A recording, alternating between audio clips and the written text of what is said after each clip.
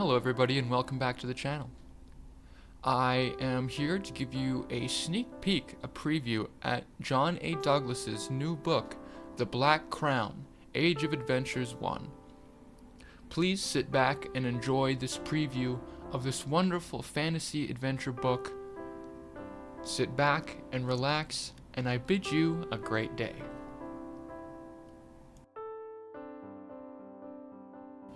The Orc City smoldered, burned down in the wake of battle. The ground soaked in a knuckle's depth of blood and ash. The savage cries of its defenders now silent and still as its ruin was overseen by the architect of its very destruction. The Orc Wars were finally over. There is nothing more reviled than the Orc, said the Elvish King, marching amidst the masses of the Orc dead.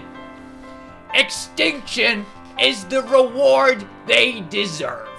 Alas, that we must sully our noses with their wretched stench when it was the human queen they abducted.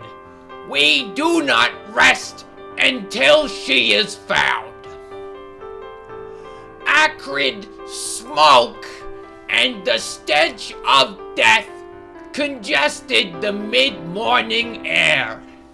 The streets of the ruined Orc City were strewn with the bodies of its inhabitants. Twin columns of elvish soldiers marched on the blood-saturated soil, flanking both sides of their king. Sothren, the elder elf, king of Silveria. This fucking sucks. Resplendent in pristine, shining armor, he towered over the elves who guarded him. His narrowed eyes scanned in every direction, surveying the carnage laid out before him with contempt in every flicker of his gaze. The ramshackle Orc City smoldered as the flames devoured wood and flesh alike. All that was left was smoking pyres and bones, the devastation nigh complete. By his command, only the main hall at its epicenter stood untouched. An army with the combined might of every regime in the Crown Pantheon surrounded it. Every banner from across Evergrad flew proud amid their victory. Sothren looked down, his long features at the devastation before him, and remained as unmoving as stone. He cast his gaze over every horror, inhaled the stench of burned flesh, bore witness to the mask of death on each corpse, and not a flinch flickered on his unblemished features. At long last, the Orc menace had been put to heel. To think creatures such as this could manage to build such a city, came an intrusive comment spoken by Ardneth, a trusted advisor who was ever in his shadow.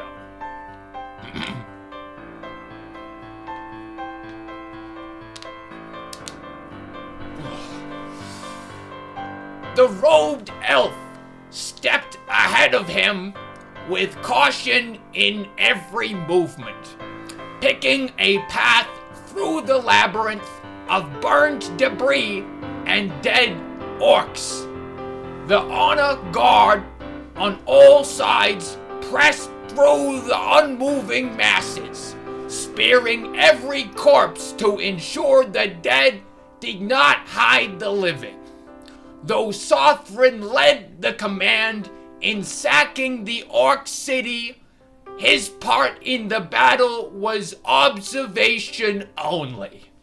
His sword had not been unsheathed in decades and had not drawn blood in centuries. Sothron paused, looking about with a terse scowl. Give them no credit. They use human and low elf slaves, woodworkers, smiths, servile jobs performed at sword's tip, nothing more. Ardneth sneered, a look not uncommon to him. Dwarves, perhaps. What dwarf wouldn't want the chance to build? A dwarf would die before lifting a hammer for an orc. Their pride is as deep as their beards are long. Sothron did see the odd human or elf in slaves' rags amongst